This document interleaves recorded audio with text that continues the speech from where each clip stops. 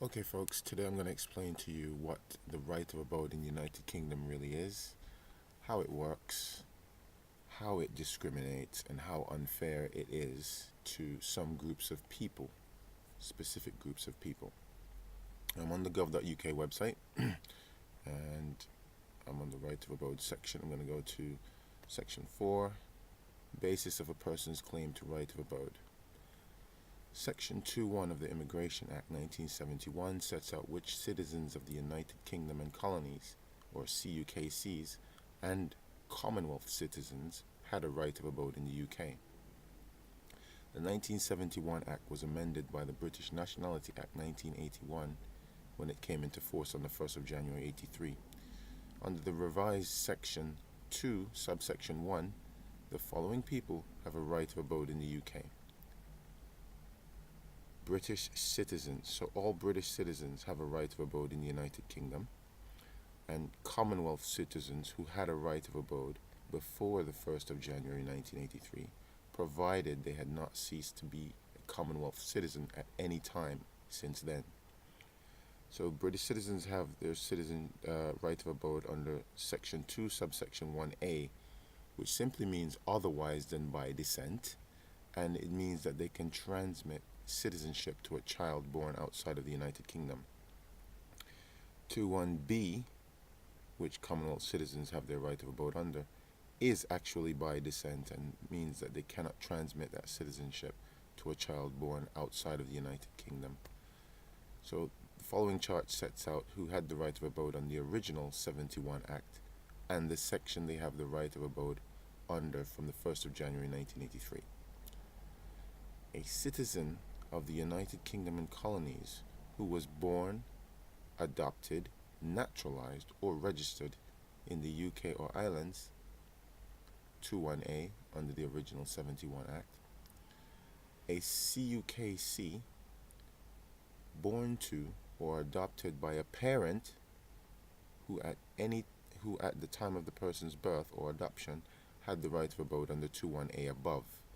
So this child of this person above has their right of abode under 2.1b1 under the 71 Act. And this grandchild, so it extends to grandchildren, a CUKC born to or adopted by a parent who at the time of the person's birth had a right of abode under 2.1b1 above. So this parent here can pass it on to their child down here under 2.1b2. Now, this is where most of the Windrush people who were citizens of the UK and colonies but were not born, registered, or naturalized in the UK. Most of them weren't. Some of them naturalized after their country became independent. So a CUKC who was ordinarily resident in the UK for a continuous period of 5 years before the 31st of December 1982. Any time spent subject to immigration conditions could be included, but the conditions must have been removed before the completion of 5 years and before this date, the 31st of December 1982. So that such a person had their right of abode under 2.1c. Now, after 83, there was some amendments, and the person who had it under 2.1a continued to have it under 2.1a. Their child, who had it under 2.1b1, enjoyed it now after 83 under 2.1a. So otherwise than by descent, they can transmit that citizenship to a child born outside the UK. The grandchild, who had a right of abode in the UK before 82, even was upgraded to 2.1a as well and can transmit that citizenship to a child born outside the UK. So theoretically, this person here at the top could have moved to Australia or Canada and had a child born there who was a CUKC by descent and would have the right of abode in the United Kingdom under 2.1b1 and then upgraded to 2.1a. That child perhaps never set foot in the United Kingdom and can then transmit that citizenship. The grandchild, who has never set foot in the United Kingdom, also got upgraded and can also transmit that citizenship another generation. So that's 3 generations of descent who have never ever set foot inside the United Kingdom. Now, a person who came to this country under 21C to rebuild this country after it was pummeled to pieces, who was already a citizen, could not do that between 1973 and 1983 is what the Home Office is saying.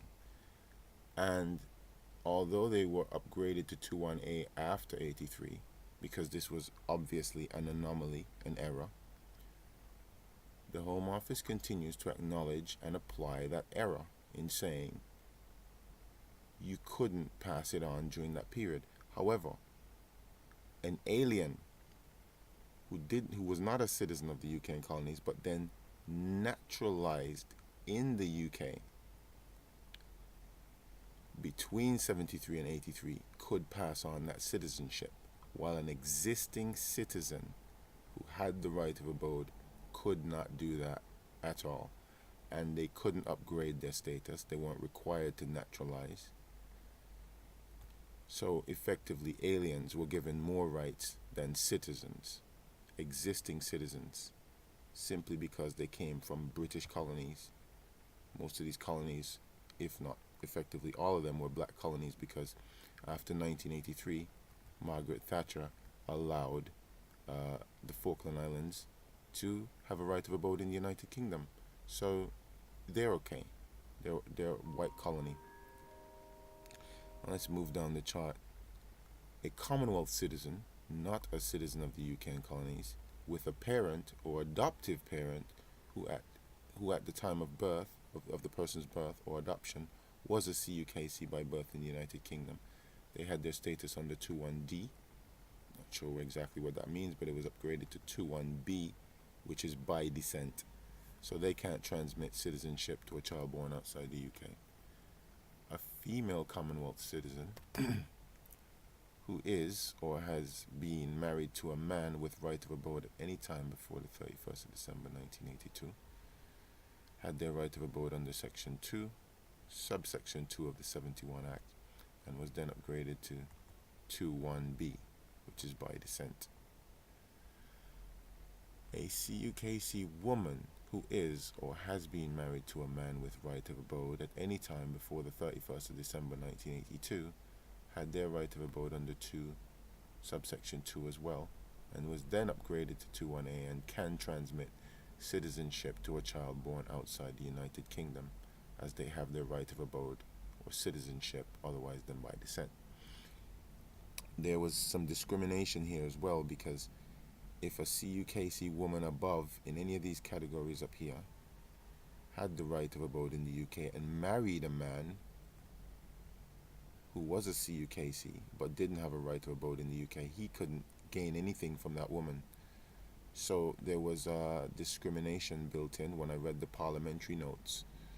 Effectively, what was happening back then when this bill was going through Parliament is that these British men didn't want women passing on citizenship to men from outside the United Kingdom, and it's very disgusting. It's discrimination, and it's continued discrimination as well.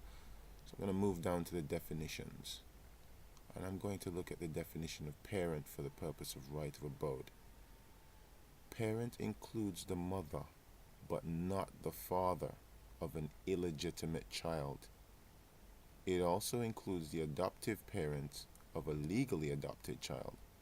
So two British parents who are not married can then adopt a child, and that child can have the right of abode. Meanwhile, a mother and a father who have a child together biologically, where the father is British, the child cannot gain citizenship or right of abode if the parents were not married, if that child is illegitimate. However, the Supreme Court has ruled on this in a particular case, Johnson versus the Secretary of State for the Home Department. There's already been changes in British nationality legislation under Section 4 J to, I think, E of the British Nationality Act 1981 to allow illegitimate children to register, illegitimate children of British citizen fathers. So why for right of abode purposes this hasn't been changed is beyond me.